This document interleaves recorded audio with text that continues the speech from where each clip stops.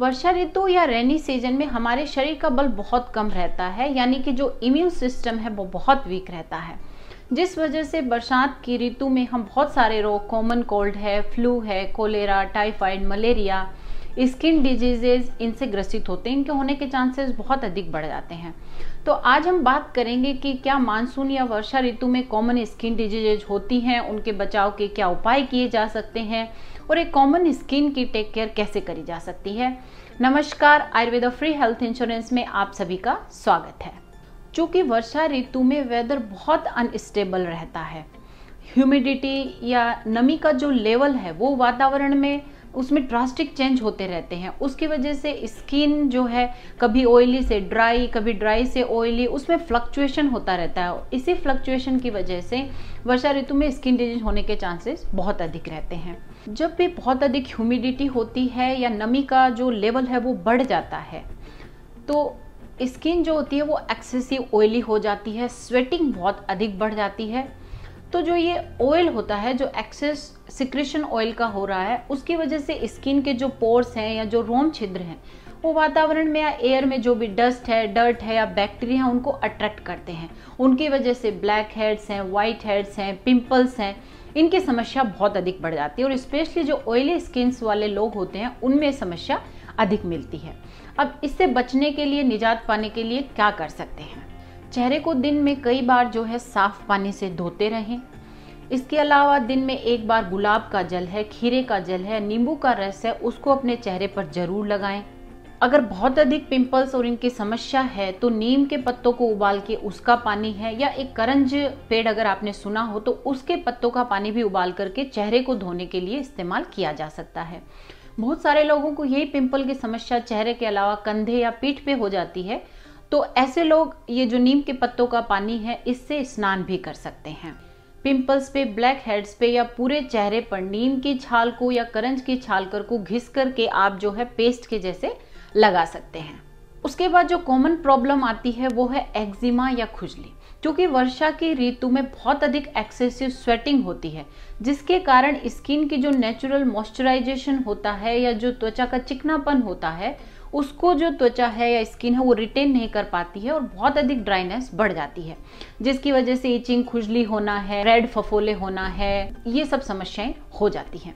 इस स्किन की ड्राइनेस या इचिंग या जो खुजली है उससे निजात पाने के लिए एक तो अपनी बॉडी को हाइड्रेट रखें, आप पानी पीते रहें, विशेष रूप से उबला हुआ पानी आप पिएं। तो लगाने के लिए आप नारियल के तेल में थोड़ा सेंधा नमक मिला करके और उसको अप्लाई कर सकते हैं जहां भी अधिक इचिंग आपको होती हो, या पूरी बॉडी पे आप उसका प्रयोग कर सकते हैं। और पहनने में आप कॉटन के जो कपड़े हैं, सूती कपड़े यूज करें ताकि उससे स्किन जो है वो ब्रीथ कर सके। इसके बाद मानसून में होने वाली स्किन डिजीज है स्केबीज, जो कि एक कंटेजियस वाटर रिलेटेड डिजीज है और एक पैरासिटिक माइट की वजह से होती है, जो कि आंखों से दिखाई भी नहीं देता है।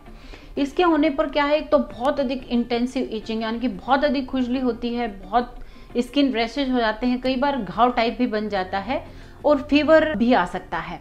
तो अगर ऐसा होता है तो आपको तुरंत चिकित्सक से परामर्श लेनी चाहिए। उसके बाद मिलने वाली कॉमन प्रॉब्लम वर्षा ऋतु में है एथलीट फुट, या जिसको टीनिया पेडिस भी कहते हैं। ये एक प्रकार का फंगल इन्फेक्शन है जो कि पैरों की उंगलियों के बीच से शुरू होता है और ये कंटेजियस भी है।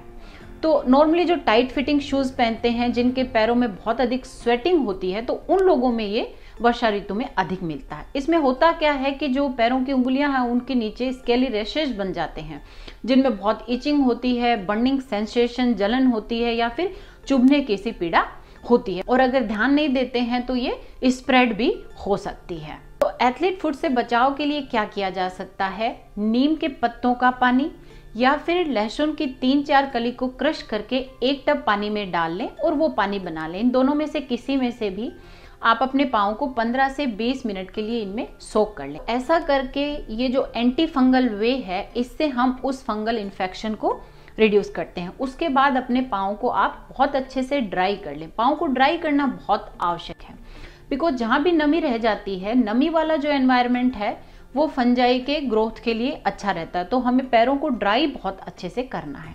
उसके बाद वहाँ आप नींबू का तेल लगा सकते हैं, या निम्बोली का जो चूर्ण अगर आप बना सकते हैं उसका प्रयोग किया जा सकता है, या जो टेल्कम पाउडर है उसका प्रयोग कर सकते हैं। एक विशेष रूप से ध्यान रखें, यदि आपको पाँव में बहुत अधिक स्वेटिंग होती है तो शूज़ ना पहन के आप ओपन टो शूज़ या फिर सैंडल्स इनका प्रयोग करें और ज़्यादा से ज़्यादा पाँव को ड्राई रखने की कोशिश करें। दाद या रिंगवर्म वर्षा ऋतु में होने वाली एक कॉमन प्रॉब्लम है, जिसमें कि रेड बहुत अधिक, जिसमें खुजली होती हो, एक सर्कुलर पैच बन जाता है जिसके मिडल में स्पेस होता है। तो बहुत कॉमन फंगल इन्फेक्शन है जो वर्षा ऋतु में हो जाता है और कंटेजियस भी होता है, मतलब कि एक से दूसरे में हो सकता है या फिर यदि शरीर के किसी एक भाग में या एक पार्ट में है तो वो दूसरे में स्प्रेड हो सकता है। इसलिए विशेष रूप से ध्यान रखना आवश्यक है। दाद को खत्म करने के लिए क्या किया जा सकता है? सबसे पहले तो जो गार्लिक है या लहसुन है उसका प्रयोग अपनी आप डाइट में बढ़ा दें। उसके अलावा लोकल एप्लीकेशन के लिए भी लहसुन का प्रयोग करना चाहिए। उसके लिए आप लहसुन का पेस्ट जो है वो जैतून के तेल के साथ बना लें और उस पेस्ट को आप दांत पे लगा सकते हैं। नीम का तेल अगर अवेलेबल है उसको भी लगाया जा सकता है। हल्दी का पेस्ट बना करके उसे भी दांत पे लगाया जा सकता है। इसके अतिरिक्त कई बार क्या होता है कि उसमें इचिंग इतनी अधिक होती है और यदि आपने बहुत अधिक इचिंग उसमें कर ली होती है तो फिर जलन महसूस होती है। यदि उसमें आप गार्लिक का पेस्ट लगाते हैं तो वो थोड़ा बर्निंग सेंसेशन देता है। अगर ऐसा केस है तो उसमें आप क्या करें, मुलेठी का चूर्ण लेकर के उसको गर्म पानी में उबालते जाएं और जब वो पेस्ट जैसा बन जाए तब आप उसको अपने जो दाद है उस पर आप लगा लें। उसमें बहुत अच्छी राहत मिलती है और आपको तुरंत इसमें फायदा मिलता है। ऐसे बहुत सारे अवेलेबल रेमेडीज या फिर उपाय हैं जो आप अपने घर पे इन सब चीज़ों के लिए कर सकते हैं। बट एक चीज़ का विशेष रूप से ध्यान रखें, 2 वीक तक आप ऐसा करें। 2 वीक में अगर आपको इन परेशानियों से छुटकारा नहीं मिलता है या आराम नहीं मिलता है तो आपको किसी भी आयुर्वेदिक चिकित्सक की परामर्श लेनी चाहिए। इसमें आपको ढील नहीं बरतनी चाहिए क्योंकि जो वर्षा ऋतु में स्किन डिजीजेज जो है वो और अधिक स्प्रेड हो सकती हैं। अब मानसून में होने वाली स्किन डिजीजेज के लिए कॉमन प्रिकॉशंस क्या हो सकते हैं जो हमें फॉलो करने चाहिए? सबसे पहले हमें जो फेस है उसको फ्रिक्वेंटली वॉश करते रहना चाहिए। दिन में 3 से 4 बार अपने मुंह को धोते रहें। हाथ और पाँव को धोते रहना चाहिए। अपने चेहरे को बार बार हाथों से जो है टच नहीं करना चाहिए। कोशिश करें कि यदि आप बारिश में भीग गए हैं तो बहुत देर तक अपने आप को गीला ना रखें, तुरंत अपने आप को ड्राई कर लें। अपनी जो पर्सनल बिलोंगिंग्स हैं, आपके टॉवल्स हैं, आपके यूज़ करने की जो भी चीज़ें हैं उनको आप दूसरे से शेयर ना करें। और जो भी ब्रीदेबल फैब्रिक्स हैं यानी कि सूती कपड़े हैं, ऐसे कपड़े हैं उनका अधिक प्रयोग करना चाहिए। जितने भी साबुन हैं उनका प्रयोग कम कर देना चाहिए। कैंडल्स हैं उनका प्रयोग कम करना चाहिए। तो या तो आप नारियल के तेल का प्रयोग कर सकते हैं, वो बहुत अच्छा रहता है। इसके अतिरिक्त गुलाब का जल है या खीरे का जल है या नींबू का रस है, वो चेहरे पर 1-2 बार दिन में जरूर लगा लें। इस ऋतु में फेशियल या स्क्रब का प्रयोग कम से कम करें क्योंकि जो स्किन है वो रफ हो जाती है, वो एनवायरनमेंट में जितने भी इन्फेक्शियस बैक्टीरिया हैं या फंगल हैं उनके प्रति वो बहुत अधिक सेंसिटिव हो सकती है। वर्षा ऋतु में मेकअप का प्रयोग बिल्कुल नहीं करना है और यदि आपको करना पड़ रहा है तो रात्रि में मेकअप को रिमूव करके बहुत अच्छे से चेहरे को क्लीन करके या तो गुलाब के जल से या खीरे के जल से स्किन को रिवाइव करने की कोशिश करें और हो सके तो स्टीम का प्रयोग जरूर कर लें। जब भी आपके पास समय हो तो स्टीम का प्रयोग जरूर करें। इससे जो भी स्किन में जो ऑयल से जो पोर क्लॉग हो जाते हैं वो ओपन हो जाते हैं और स्किन बहुत अच्छे से ब्रीथ कर पाती है। एक स्पेशल फेस पैक जो कि वर्षा की ऋतु में या मानसून में स्किन केयर में या आपके चेहरे की टेक केयर करने में आपकी हेल्प करेगा। इसके लिए आपको किन किन चीज़ों की जरूरत होगी? आप 1 चम्मच दही ले लीजिए, आधा चम्मच बेसन ले लीजिए, 2-3 बूंदे शहद की और थोड़ा सा चुटकी भर बेकिंग सोडा उसमें डाल करके उसको अच्छे से पेस्ट बना लीजिए और अपने चेहरे पे जैसे फेस पैक लगाते हैं आप लगा लीजिए। जब वो ड्राई हो जाए तो उसको हल्के गुनगुने पानी से धो लीजिए और आपका चेहरा जो है वो आपको चमकता मिलेगा।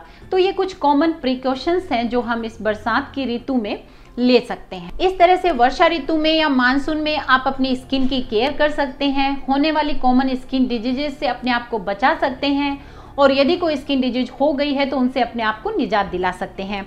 उम्मीद करती हूँ ये जानकारी आपको पसंद आई होगी, तो लाइक शेयर और कमेंट जरूर कीजिएगा। Please don't forget to subscribe my channel. Take good care of yourself because health is wealth. See you in next video.